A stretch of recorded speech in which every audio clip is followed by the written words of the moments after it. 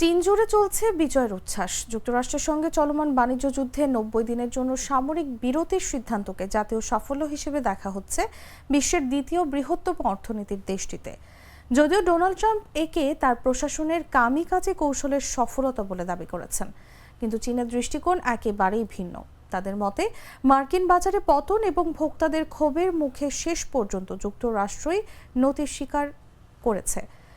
চীনের সরকারি গণমাধ্যম সিনহুয়া একটু সংযতভাবে বলেছে, ভবিষ্যতের পথ দুপক্ষকেই মেধা ও সাহস দিয়ে করতে হবে। তবে জাতীয়তাবাদী বিশ্লেষক হু শিজিন সরাসরি বলেছেন এটি একটি মহান বিজয়।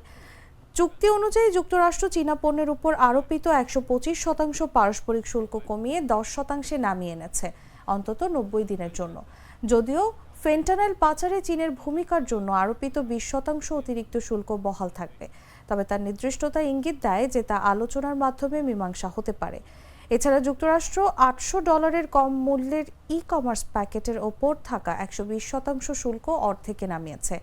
অপরদিকে চীন মার্কিন পণ্যের ওপর শুল্ক 10% নামিয়েছে, ফেন্টানাইল বিষয়ক শুল্ক বাদ দিলে, যা যুক্তরাষ্ট্রের হারের সঙ্গে সমান।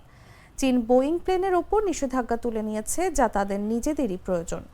বিরল খনিজ রপ্তানির ওপর সীমাবদ্ধতাও কিছুটা শিথিল হতে পারে।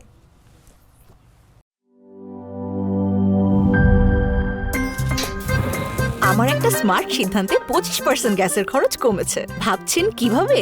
সাধারণ গ্যাস স্টোভ বদলে আমি এনেছি আরএফএল গ্যাস স্টোভ। এর সাইন্টিফিক নজল ও ব্রাস বার্নার ক্যাপ সমানভাবে তাপ ছড়িয়ে রান্না করে দ্রুত, তাই গ্যাসও বাঁচায় 25%, টাকাও বাঁচে 25%। আরএফএল গ্যাস স্টোভ নিরাপদ ও গ্যাস সাশ্রয়ী।